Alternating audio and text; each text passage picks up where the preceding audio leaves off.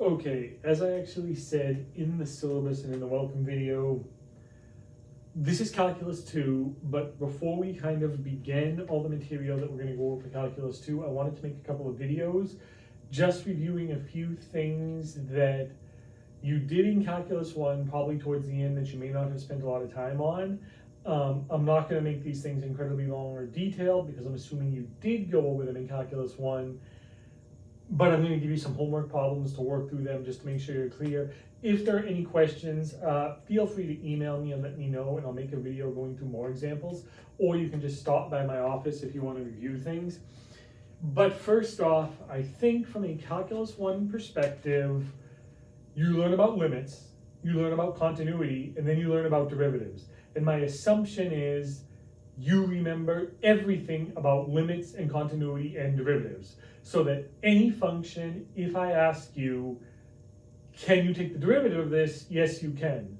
Yes, it may take a while. You may have to do a chain rule and a quotient rule, then throw in some trigonometric formula for differentiation. But you can take the derivative of anything, just like you can take the limit of anything. In this class, essentially all we care about is integration. You finish Calculus 1 by talking about anti-differentiation, and then you look at a few examples of integration, where you learn, say, the fundamental theorem of calculus that tells you that this idea of integration is really just anti-differentiation, and then you start learning all the ways to kind of do your differentiation backwards. We call it integration. And ultimately, the goal of this class is for you to do that which you did in Calc 1. In Calc 1, you learn to differentiate every function that is differentiable. In this class, you want to be able to integrate every function that is integrable. And the problem is, there will be some functions that we can integrate pretty quickly. Again, I'm assuming you've already seen a few tricks that we'll go over. And then as we get to harder integrals, we'll just learn new tricks, just like we did in Calc 1 with rules of differentiation. But then the question becomes, well, what about functions that none of the tricks work on? Do I just stop and say, I guess I can't integrate it, oh well? No, actually, our goal is to find a way to integrate things, even things that don't appear to be integrable, that cannot be integrated with any of the tricks that we'll learn. And that's kind of where students tend to lose the forest for the trees in Calculus 2, and why they tend to dislike this. Because essentially the last quarter of the class, the last chapter or so, we essentially go out into the middle of nowhere and do a whole lot of stuff that seems completely confusing, and there doesn't seem to be a reason for it. But ultimately, you just have to keep in mind, the goal is to be able to integrate everything, even the things that don't appear to be integrable. And we end up having to do a lot of math that will seem like it doesn't make sense, or seem like it's not doing anything, to ultimately arrive at that conclusion. A way to integrate everything, including the things that do not appear to be integrable on their face. But now we're kind of at the beginning of all that. So again, my assumption is that if I tell you to integrate a basic trig function, say sine x dx, the antiderivative of sine is negative cosine, so this is negative cos x plus c because it's an indefinite integral. And if I then put limits on it, 0 to pi sine x dx, I won't solve this out, but we could anti-differentiate it and then plug in our limits and get an answer. And you all know how to do that. And then I think the next thing you do, based off of the Calculus 1 class you're in the order that they do things, sometimes you will look at a few more integration tricks, things like U substitution or integration by parts. Other times you will look at areas under curves and areas between curves. So I'm going to kind of go through all of that in this video, or maybe break it up into a few videos so these aren't too long. But the problem is, sometimes you actually, again, lose the point, meaning from a student perspective, and I say this as somebody who thought this when I was a student, you learn to figure out you learn how to integrate some basic things, then you're taught how to find the area under a curve, and you're told that the integral is the area under a curve. And the problem is, the integral is not the area under a curve. An integral is the limit of a Riemann sum. The limit, the notation can change. I think this is the notation your book uses. The magnitude of the partition approaches 0 of the summation from 1 to n of f of x sub I star delta x. And we learn in Calc 1 that the limit of the Riemann sum is the integral of f of x dx, which I then use rules that you learn for trait functions, and again, use substitution or integration by parts. You learn to then take this integral right here. But there is like a fundamental point here, which I'm sure you went over in Calc 1, but I want to make sure it's clear because it is fundamental to everything we do in Calc 2. An integral is not the area under a curve. Area under a curve is the application of an integral. Because if you recall, you have some function, you want to find the area under it, the way you do it is start by approximating it. So you approximate it with rectangles. And we'll just draw a few rectangles like this. And then you find the area of those rectangles, add them all up, that's an approximation. Then you say, how do I make that approximation better? I use more rectangles. And then ultimately, I add up all the rectangles. This length of the rectangle, I pick a value, left hand, right hand, midpoint, you name it. That's just maybe delta x. And then this is the function value, f of x, the height, which is right here. And then the area of that rectangle is delta x times f of x, which is actually this right here. I add up all the rectangles, which gives me my summation. And then to make the approximation better, I make these rectangles get smaller, which means the magnitude of the partition approaches 0. And then that approximation becomes exact, and I get the area, which is all stuff you know from Calc 1. But then, again, speaking for myself, occasionally you get confused because this is the first application you do, and you say, wait a minute, does that, an integral is the area under a curve? And it's not. Area under a curve is an application of an integral because we know this is just, say, the length, that represents the width, and that's just rectangles. The reason I mention this, because we're going to do some applications, and you may have already done a few in Calc 1 that will also go over here. It is completely fine to think about the integral as the area under a curve until you start doing revolutions of solids. And then you take a function, we'll say y equals x squared, and you revolve it around the axis. I am assuming you have already done this in Calc 1. But you generally do it at the end of the semester, maybe for only a day or two. So I'm going to go through some of these as well, not necessarily in this video. And, well, then you're not finding the area under a curve, you're finding the volume of this solid. Again, we call it the revolution of a solid. The volume of a solid of revolution, I guess. And if the integral is the area under a curve, then how can an integral also give me a volume? Another application that we'll do sometimes is take a function, y equals x squared again, and now I'm going to get cross-sectional areas. I don't draw this well, but maybe my cross-sections will be semicircles coming out of the board. Meaning, as I go along this function, I have an actual 3D model coming out, semicircles coming out of this board. So it kind of looks like a mountain range or something. And, well, I can solve that with an integral. I'm assuming you've also seen these. Again, we'll go through them just to make sure it's clear. But then, again, how can the integral be the area under a curve, as well as the volume of a solid of revolution, as well as the volume of this thing, when it's all the same function? This one is different. But these are the same functions, and I can get different cross sections. And then ultimately, what if I take the same function, y equals x squared, and I want to find the length of that curve? How in the world can the integral be the area under the curve, the volume of a solid generated by the curve, and the length of the curve itself? As a student, that just completely confused me because I didn't fully grasp what an integral is. An integral is the limit of a Riemann sum. These are all applications of it.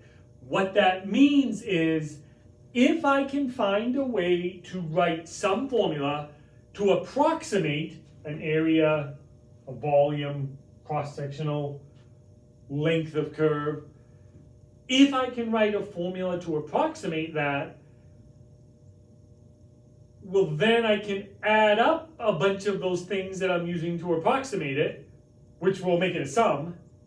And then if shrinking down in some way the things that I'm adding up makes my approximation get better, then I can take the limit as that partition, as the magnitude of the partition gets smaller as the objects get smaller.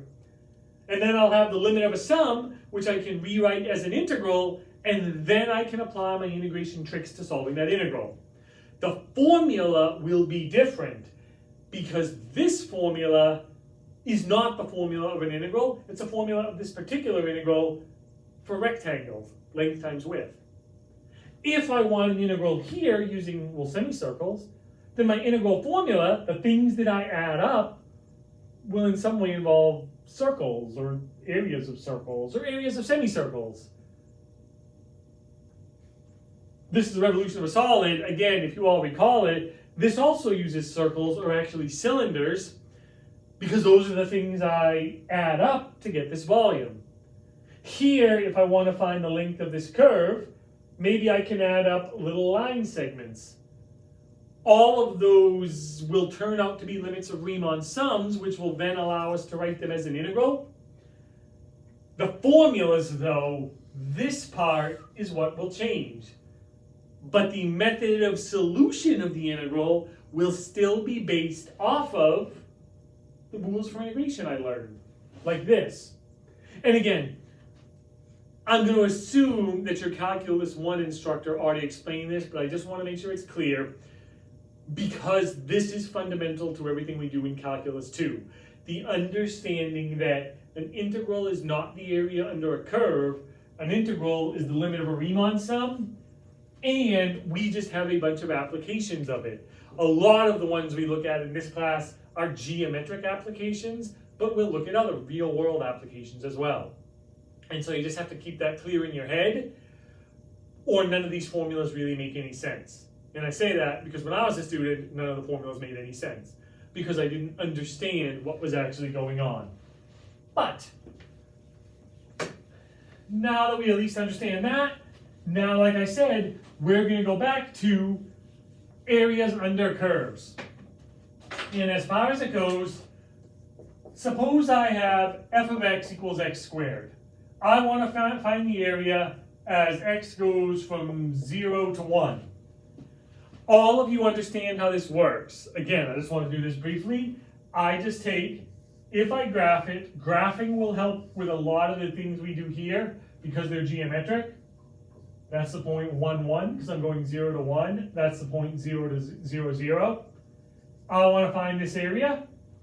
So that's the integral, as x goes from 0 to 1, of f of x, which is x squared, dx.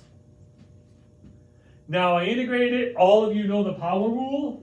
And I get x cubed over 3, evaluated from 1 to 0, which is 1/3. And that's my area. I think the thing you generally do next, once you do areas under curves, is areas between curves. So we'll do the exact same thing. Maybe f of x equals x squared, and g of x equals x. So if I graph it again, I have f of x equals x squared. That's still 1, 1. I have f of x equals g of x, which is the line that goes like that. This is g of x, and this is f of x. Now I want to find the areas between the curves, which is clearly this area right here. And again, you all understand, I just do top curve minus bottom curve. I find the area under this curve, the area under this curve, and then I subtract them, which we can then shortcut as the integral of the top curve, which in this case is g of x minus f of x dx from 0 to 1, which then gives me the integral from 0 to 1 of x minus x squared dx, which then gives me x squared over 2 minus x cubed over 3, evaluated from 1 to 0. If I plug in 1, I get a half minus a third. If I plug in 0, I get 0 minus 0. So that's 3/6 minus 2/6, which is 1/6. And there's the area between the curves. And again, I am assuming this is something you went over in Calc 1. I'm just mentioning it briefly to hopefully jog your memory. If for whatever reason you did not do this or need more review on it, like I said, I'll give you some homework problems on it. But feel free to stop by my office or let me know, and I'll make a video doing more examples of this. But again, you've done this. This does lead to one thing, though, that I did want to make sure is clear. You all understand that if I have some function and I'm thinking about my integral as the area under the curve, if my curve looks like this and I integrate that, that area will be negative because it's below the axis. And the idea is if my integral is above the axis, it's positive. If it's below the axis, it's negative. If I have a graph that's partially above the axis and partially below the axis, in this case, this is just a flipped sine wave, that integral will actually end up being 0 because this is positive, this is negative, they cancel out. So you have all seen that before. So just one thing I wanted to mention, suppose I have some graph that, say, looks like this, and another graph that, say, looks like that. We'll say this is f of x and this is g of x. If I want to find the areas between those two curves, what do? Can I just do top curve minus bottom curve? I did it here, but both of those were positive. Here, well, the f of x, I guess, is always positive. The g of x is sometimes positive, sometimes negative, based on how you look at it. And how exactly do I deal with that? I could try to make this really complicated. For the sake of argument, I'm just going to say this is the point 1, 1, just to make my math easier. I don't care. I don't even care what the functions f of x and g of x are. But how would I set up my integral? There's a trick here. All of you remember pre-calc. I'm also teaching Calc 3 this semester. I just got out of that class, and I told them they're required to remember everything they've learned from the time they were in pre-calc all the way until now that they're in Calc 3. All of you are the exact same, only it's at Calc 2. So everything from pre-calc, trig, and Calc 1, I assume you remember because we'll randomly be using it, especially stuff from trig. I teach trig deliberately so that I can make sure students know the things in trig that they will definitely need in Calc 2 and Calc 3. But in pre-calc 171, one of the things you learn is that we can shift a graph up and down vertically by adding a constant to it. And if my issue is that some of this graph is negative and some is positive, and maybe that's going to cause a problem when I try to find the areas between the two curves, one thing I can do is shift that whole graph up. And I'm just going to shift it all up an arbitrary value. I'll just say up c for some constant c. The shape is still the same. So the area between these two curves, this is still f of x, but now it's f of x plus c.